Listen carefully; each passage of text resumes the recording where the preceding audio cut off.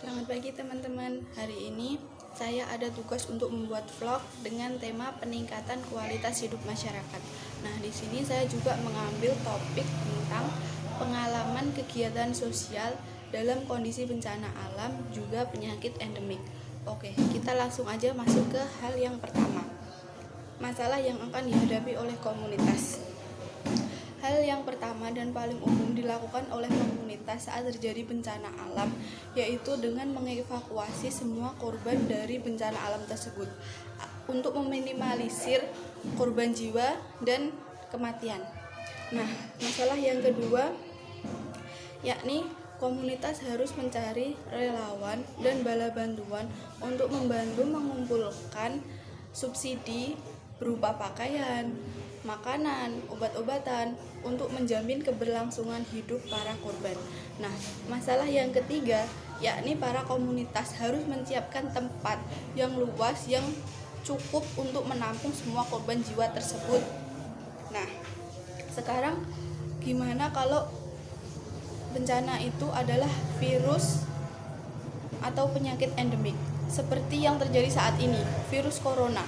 Nah, itu juga termasuk salah satu penyakit endemik. Apa sih yang akan dilakukan oleh komunitas saat penyakit itu terjadi, saat virus itu mewabah? Nah, komunitas itu harus menemukan cara untuk menghambat penyebaran virus-virus tersebut. Dengan cara apa? Komunitas bisa menghimbau masyarakat untuk tetap berada di rumah. Mereka harus memakai masker, memakai sanitizer, atau menghindari kontak langsung dengan orang lain. Nah, selain itu, komunitas juga harus bisa membuat masyarakat itu sadar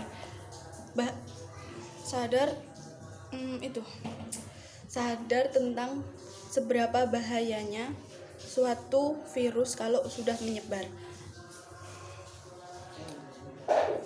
Masalah yang ketiga yang akan dihadapi oleh komunitas saat virus corona atau penyakit endemik ini menyebar yakni mereka bisa menyediakan APD yang sekarang langka. APD-nya apa aja? Bisa sanitizer, bisa masker, dan juga hal-hal lain. Oke, sekarang kita masuk ke hal yang kedua. Kondisi sosial masyarakat dan tantangan yang akan dihadapi saat melakukan kegiatan sosial. Para komunitas juga mempunyai tantangan saat mereka melakukan kegiatan sosial. Apa aja sih tantangannya?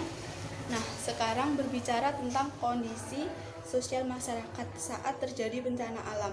Tentu mereka tidak akan baik-baik saja. Tapi para relawan dan komunitas harus bisa membedakan mana yang menjadi prioritas dan mana yang akan menjadi prioritas dan mana yang bisa dievakuasi belakangan. Contoh saja, orang tua, lansia, ibu hamil, bayi, dan anak-anak. Mereka harus diprioritaskan saat terjadi pengevakuasian. Nah, selain itu, kalau bicara tentang keadaan sosial yang akan dihadapi saat terjadinya evakuasi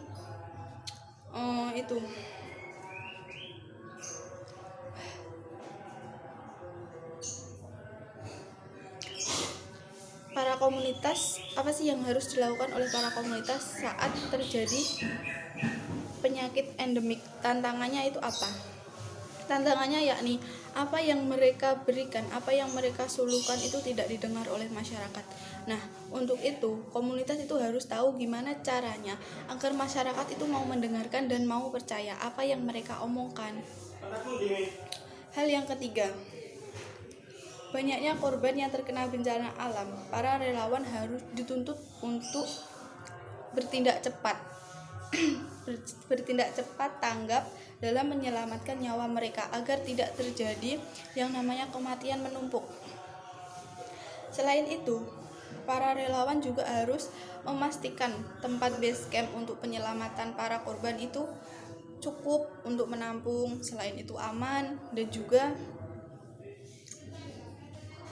juga bersih ya, tentu saja bersih. Terus para komunitas itu juga harus bersikap adil ya, tidak boleh membedakan antara yang kaya dan miskin. Kalau seumpamanya yang kaya itu dievakuasi di tempat yang lebih baik, yang miskin digeletakin gitu aja, itu nggak boleh. Jadi para komunitas itu harus bersifat adil. Nah, selain itu mereka juga dituntut untuk siap siaga. Kepentingan pribadi mereka itu menjadi nomor 2. Apabila mereka sedang ada di rumah menikmati time dengan keluarga, tiba-tiba ada panggilan masuk, panggilan untuk pergi menyelamatkan korban bencana. Di saat itu juga para relawan itu harus siap, harus langsung berangkat meninggalkan kegiatan pribadinya. Kalian bisa lihat film Bangkit 2012 kalau nggak salah. Di situ para relawan, para dokter, para pembantu itu memerankan tugasnya dengan baik. Nah, kalian bisa lihat di situ. Terus apa ya? Oh, satu lagi yang harus dilakukan oleh komunitas saat menjadi relawan, yakni mempunyai kata-kata hiburan.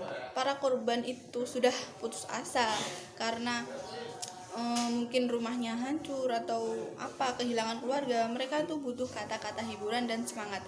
Nah, di sini peran relawan untuk menjadi penyemangat, untuk menjadi motivator dadakan itu dibutuhkan. Jadi mereka itu harus memastikan para korban bencana alam itu masih dalam keadaan optimis. Nah, itu dengan memberikan kata-kata hiburan dan pengharapan.